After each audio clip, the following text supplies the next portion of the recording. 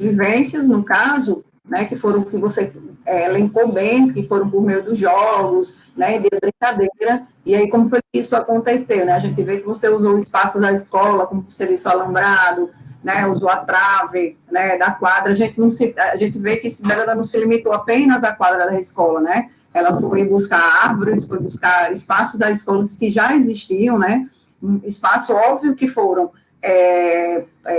como é que se diz, teve como ela, como responsável por estar observando as crianças, né, nesse momento, e aí a gente vê que é a exploração de um processo de adaptação da realidade, né, do contexto escolar, a parte até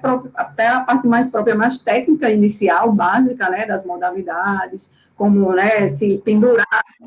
se agarrar em árvore, fazer a parte da subida, né, que são os movimentos básicos, né, que a gente fala, né, todo esse processo, né, você quer falar um pouquinho sobre essa questão das vivências, né, como foi?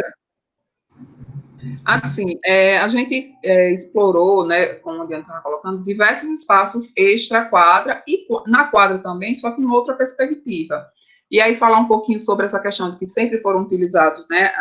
eu tentei construir as aulas de forma mais lúdica possível, até porque são crianças dos anos iniciais, e aí elas realmente precisavam acessar esses conhecimentos de forma lúdica, através da brincadeira, né, sempre tinha algumas propostas de desafios, como esse que é da trave, que as meninas estão penduradas, o desafio era quem ficava mais tempo, né, e falar um pouquinho também sobre a questão de gerenciar, deles começarem a perceber o gerenciamento de risco nessas atividades, né, a gente tem nessa atividade do portão, que os meninos estão tirando pedra, papel e tesoura para poder ver quem continuava, né, quem avançava ou não, né, a gente, antes de começar, antes de subir ao portão, a gente levava os alunos até o espaço, né, a gente chacoalhava um pouquinho o portão, via realmente a resistência do portão, e aí eu conversava com eles sobre a questão da carga, né, a importância deles perceberem a questão da carga de peso num determinado espaço, num determinado equipamento, né, e aí eu conversando com eles, questionava, né, quantas pessoas você acha que dá para subir no portão? Se a turma todinha subir o portão, vai aguentar, né? E aí eles foram questionando, dizendo que não dava para todo mundo subir, porque o portão não ia aguentar. E aí a gente estabelecia uma quantidade de pessoas que podiam estar no portão por vez, né? Nesse portão específico, a gente trabalhou com essa atividade, só eram 2 pessoas por vez, mas uma outra atividade que era só de passagem, realmente, quando eles estavam conhecendo o espaço e se apropriando desse equipamento, só podiam passar 3 alunos por vez, então eles já sabiam disso, quando subia um a mais, eles já falavam, professora, tem 4, não sei o quê, né? Então, assim, para que eles pudessem também começar a gerenciar os riscos das atividades, né? De encaixar o pé direitinho no portão, para que o pé não escapasse, né? Na quadra, nessa atividade da trave, né? A gente utilizou a trave numa outra perspectiva, né? E aí eu conversei com eles sobre essa questão, porque geralmente a gente tem as traves na quadra, onde os alunos se penduram, né? E aí o professor está sempre mandando o aluno descer, né? A gente está sempre mandando o aluno descer. E aí eu conversei com eles, por que a gente está sempre mandando o aluno descer? E aí eles realmente colocaram para mim, que era porque as traves são móveis, né? Então, assim, se eles se penduram, ela vira, né? E aí eu fui conversar com eles que a gente ia utilizar a trave em outra perspectiva, né? E que aí a gente precisaria de segurança para isso. Então, assim, tinham 2 alunas penduradas,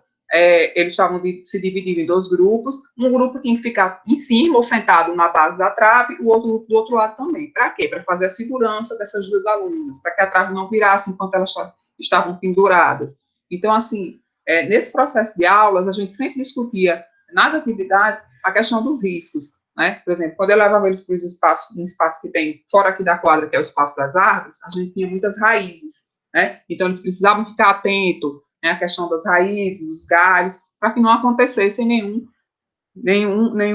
acidente, né? Então, nesse sentido, sempre está trabalhando com a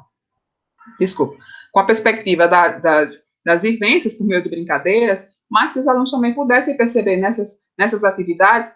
o gerenciamento do risco da atividade.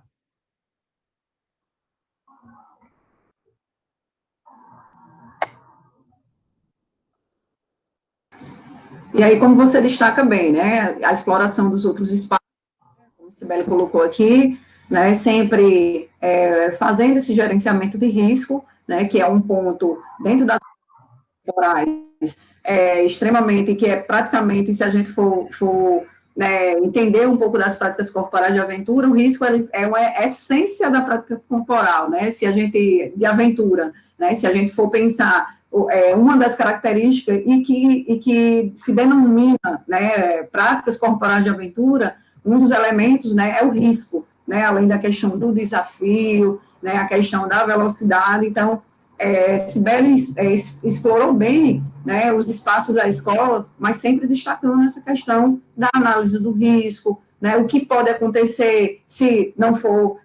organizado, né, uma vivência em que os alunos eles possam fazer em alguns momentos todos juntos ou separado, né, justamente para quem tem essa compreensão, e o professor é necessário que o professor ele tenha esse conhecimento, né? Óbvio que não é partindo só do entendimento do local, mas como Cibele destacou bem, também do entendimento das técnicas dessa modalidade, né, da compreensão de como ela acontece, se há necessidade de algum tipo de equipamento, né, e aí, partindo disso, é que o professor ele tem um entendimento de como ele pode explorar esse espaço, como ele pode, na verdade, né, fazer com que suas aulas sejam de forma lúdica, divertida, né, por meio da brincadeira. Aqui são mais alguns espaços, né, no caso, Cibele, que você apresentou, deixa eu passar aqui, né, e aqui você já entra num processo, né, já da escalada, né, propriamente dita, né, como a gente diz, explorando realmente a parte mais técnica, né, de conhecimento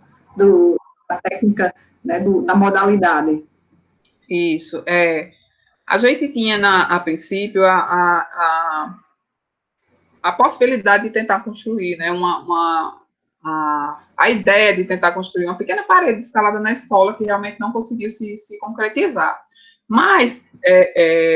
acho que existem muitas possibilidades, eu acho que o trabalho dos professores aí, do professor Dimitri, de Igor, né, encaminha muitas possibilidades para você trabalhar a escalada na escola, trabalhar essa questão da movimentação, e aí,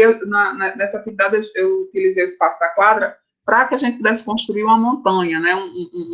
uma montanha para que os alunos pudessem subir, né, e aí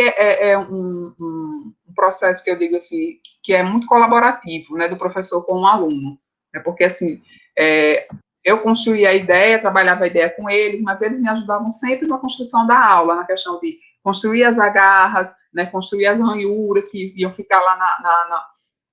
na montanha, que iam servir de apoio para os pés e para as mãos. E aí, quando você coloca e trabalha com eles essa questão de que a gente vai subir a montanha, e aí você percebe a movimentação corporal dos alunos, fica muito, muito próxima mesmo da movimentação técnica da escalada, né? E assim, eles, né, de trabalhar a flexibilidade, de buscar uma agarra que estava um pouco mais longe, né? E foi muito interessante essa aula, né? Porque, assim, a gente sempre tem aqueles alunos que muitas vezes não